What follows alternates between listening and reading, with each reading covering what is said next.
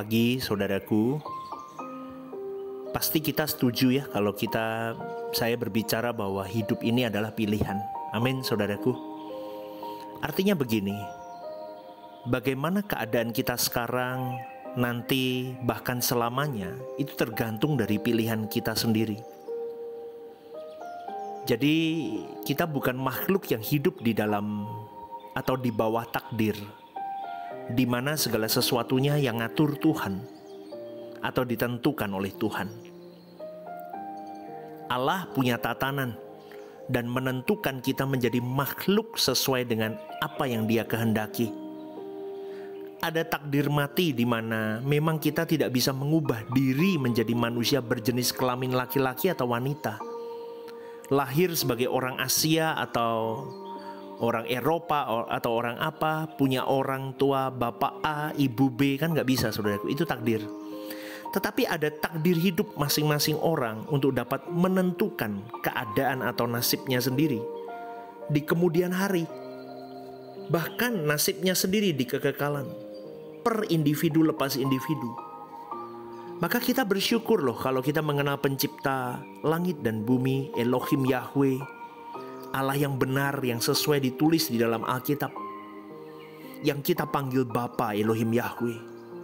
Kita bersyukur Alkitab benar-benar kitab suci yang memuat wahyu Allah, yang di dalamnya kita dapat menemukan rahasia keberadaan Allah.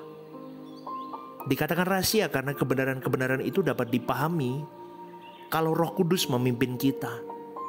Tanpa Roh Kudus membukakan, menyingkapkan banyak hal, kita gak bisa tahu, saudaraku. Dan kita memilih apakah aku mau sungguh-sungguh mau mengenal Allah yang benar atau tidak. Jadi Allah tidak terbatas, saudaraku. Allah itu maha besar, Allah itu maha mulia, Allah itu maha agung. Itulah sebabnya tenaga, pikiran, waktu yang kita sediakan, kita pertaruhkan untuk mengenal Allah juga tidak boleh terbatas. Kita harus kerahkan segenap hidup kita untuk semakin merajut cinta dengan Dia. Amin, saudaraku. Untuk yang lain kita terbatas, oke. Tapi untuk Tuhan kita tidak boleh terbatas. Katakan amin, saudaraku. Ya, sebab tujuan hidup yang benar hanyalah Tuhan. Saya ulang sekali lagi. Tujuan hidup yang benar hanyalah Tuhan, saudaraku. Jadi apapun yang kita lakukan hanya sebagai dukungan untuk menemukan Allah di dalam hidup kita. Artinya begini, kita menyediakan diri, menyediakan hidup tanpa batas untuk menemukan Allah. Menemukan Allah artinya mengenal Dia semakin dalam, semakin benar, semakin tepat, semakin fokus, semakin di satu titik hanya Dia kebutuhan hidup kita. Maka kita baru bisa memenuhi kebenaran firman Tuhan, bahwa kita mencintai Dia dengan segenap jiwa, segenap hati, dan segenap akal budi, dan kekuatan tanpa batas. Artinya, aku bersedia Bapa untuk mempersembahkan hidupku, diriku bagi kesukaan-Mu tanpa batas. Itu baru kita mencintai Allah dengan segenap, dan segenap. Maka saudaraku, kita harus mengenal Allah dengan benar. Apa yang Dia sukai dalam hidup kita untuk kita lakukan? Apa rencana-rencana Allah dalam hidup kita untuk kita penuhi? Harus sungguh-sungguh kita memberikan diri, menyerahkan diri, menyediakan diri untuk digarap menjadi tanah yang subur untuk Dia garap. Tapi tidak banyak orang Kristen paham ini, saudaraku. Banyak orang Kristen menyediakan hidupnya, lahannya untuk dia garap untuk kepentingannya sendiri. Padahal hidupnya ini adalah tanah yang harus digarap untuk kepentingan Tuhan. Sampai di titik ini semoga kalian para pencinta renungan The Message memahami kebenaran ini. Maka saya mengajak, pilihan hidupmu apa? Surga atau dunia? Tuhan atau dirimu sendiri? Kalau engkau memilih dirimu sendiri, engkau menjadi seteru Allah. Kau memilih kesucian hidup atau dosa. Tidak bisa paradoks, saudaraku. Kau harus memilih. Tidak bisa abu-abu, hitam atau putih, Tuhan atau seteru Tuhan. Di mana positioning kita? Kalau kita memilih Tuhan, maka kita tidak boleh memberi bagian sekecil apapun untuk yang lain. Sakit, yes. Berani nggak? Bayar harganya berani nggak? Belum tentu, saudaraku, orang berani bayar harga. Kalau pilih kerajaan surga, maka hati kita harus dipindahkan ke surga. Matius 6 ayat 21 dikatakan, di mana ada hartamu, di situ hatimu berada. Maka kalau kau mau menjadikan Tuhan satu-satunya hartamu, maka pindahkan hatimu ke surga. Ini hal yang mustahil dilakukan tanpa pertolongan Roh Kudus. Karena manusia pada patternnya mencintai dirinya sendiri. Manusia pada umumnya mencintai apa yang menjadi keinginannya, cita-citanya, dan impiannya. Tapi orang yang sudah memindahkan hatinya ke surga, cita-cita, keinginan dan impiannya hanyalah kesenangan Tuhan.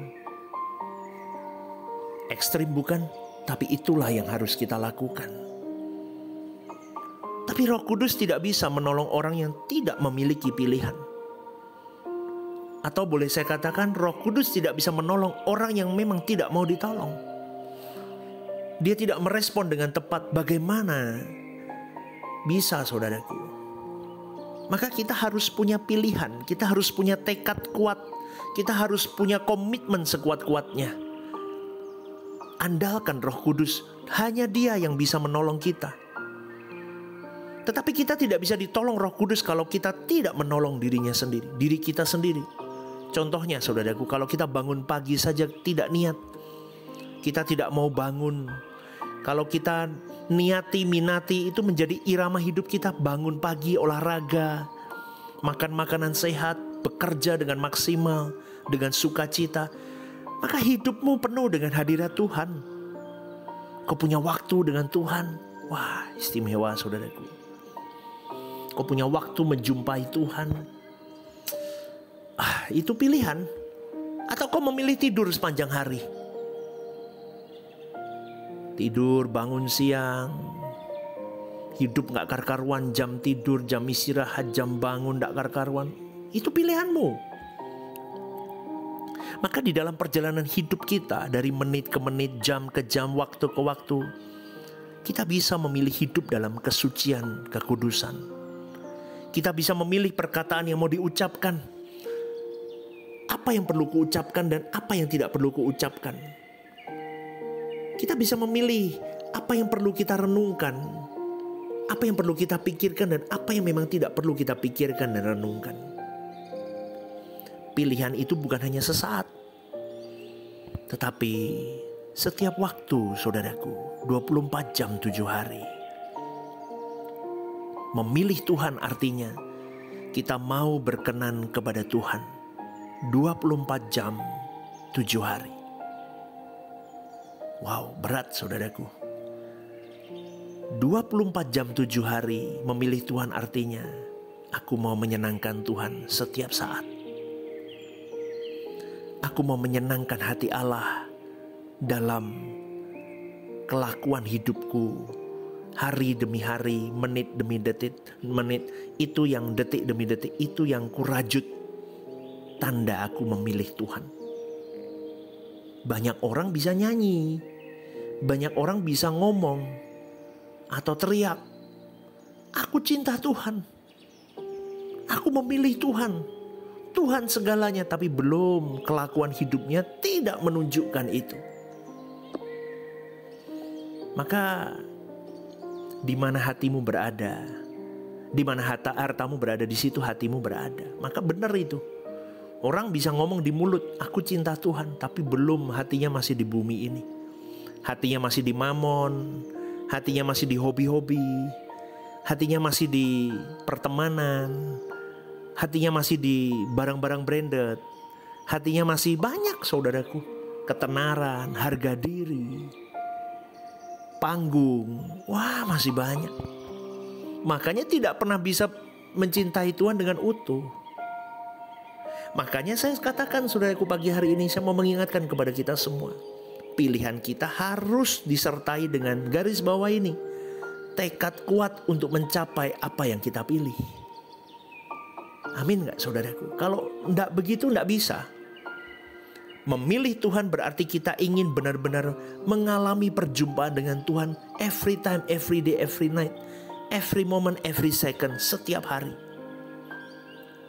Kalau kita memilih berkenan kepada Tuhan, maka kita benar-benar bertekad mencapai kesucian, kesalehan setinggi-tingginya, kekudusan setinggi-tingginya, supaya kita semakin harum di hadapan Tuhan. Pilihan harus membuat kita bergairah, bukan terpaksa.